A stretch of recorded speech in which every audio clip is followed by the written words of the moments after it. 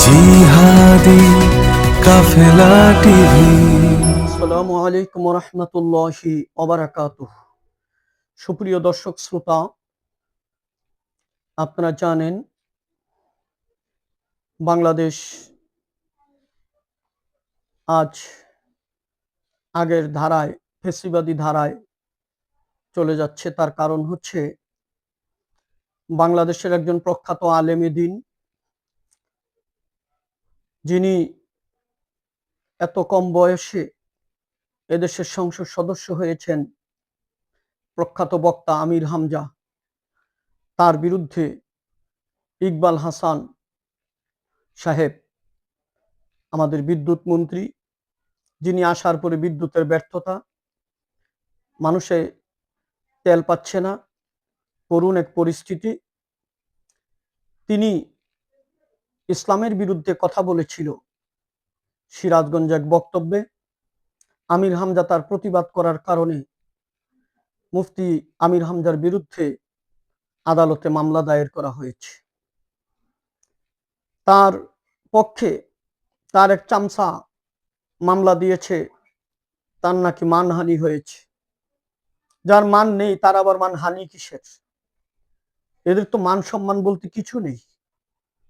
আগে যখন এই লোকই মন্ত্রী ছিলেন, তিনি বিদ্যুৎ খাতকে ধ্বংস করে দিয়েছিলেন।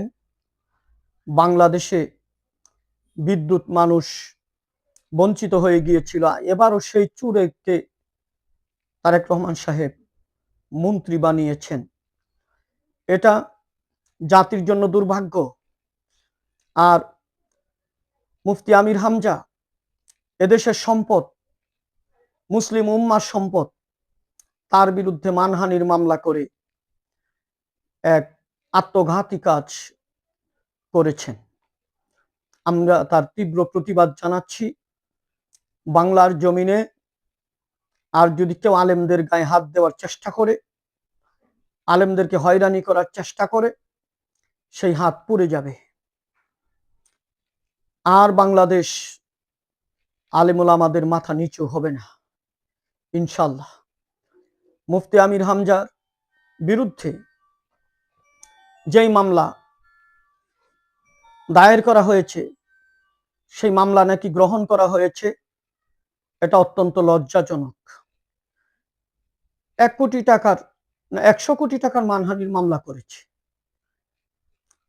100 কোটি টাকা দিলে যদি ইকবাল হাসান টুকু সাহেবের মান ফিরে পায়, টাকার বিনিময়ে যদি মান তাদের ফিরে পাওয়া যায়, তাহলে এই মান সম্মান যে কোনো সময় ধুলার সাথে মিশে যেতে পারে।